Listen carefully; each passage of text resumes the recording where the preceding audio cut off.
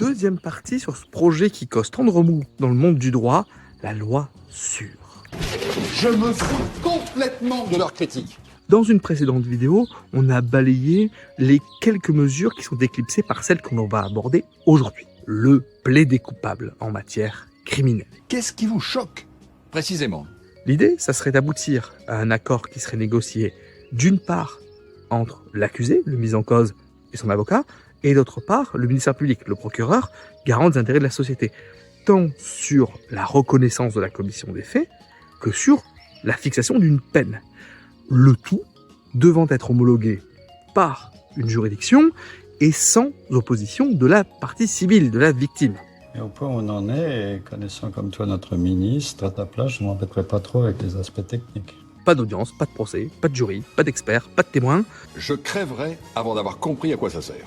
Ça coûte moins cher et l'aléa n'est pas de mise. Mais ce que l'on sait peut-être moins, c'est que ça existe aussi en Europe. En Espagne, en Italie, en Allemagne. Laissez tomber votre friture européenne, ça n'a ni queue ni tête. Et donc on peut, avec des systèmes judiciaires qui sont assez proches du nôtre. On leur dit qu'on ne marche pas dans leur combine. Le projet de loi s'écarte totalement de ce qui est pratiqué chez les voisins. Ben là, ce qui est dans les tuyaux, c'est que ça soit applicable pour l'ensemble des crimes, y compris pour les plus graves. Là où chez les autres, c'est plutôt pour les petits. Disons qu'il vaut mieux pas se planter, quoi. Ne me décevez pas. En Allemagne, le deal n'a lieu que sur la peine, pas sur le prononcé de la culpabilité, qui reste l'affaire d'une véritable audience, d'un vrai procès.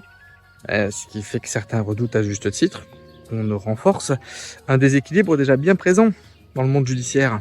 Si vous avez la possibilité de vous payer une cohorte de confrères et de consoeurs pour vous défendre, à l'occasion de ce genre d'accord, vous serez mieux défendu que le pauvre avocat qui fait ça avec 2 bouts de ficelle à l'aide juridictionnelle. Regardez les Américains. Vous croyez qu'ils glandent pendant ce temps-là? Enfin, les Américains, ils sont 30 et Écoutez, moi, je veux bien tout ce qu'on veut, mais il me faudrait un bureau, monsieur le ministre. Disons que ça risque de pas trop aider à renverser une certaine tendance qui est de plus en plus présente. D'ailleurs, si vous voulez véritablement lutter contre le temps d'instruction en justice, la solution est ailleurs. Donc si le principe en soi n'est pas mauvais, il y a des pistes d'amélioration.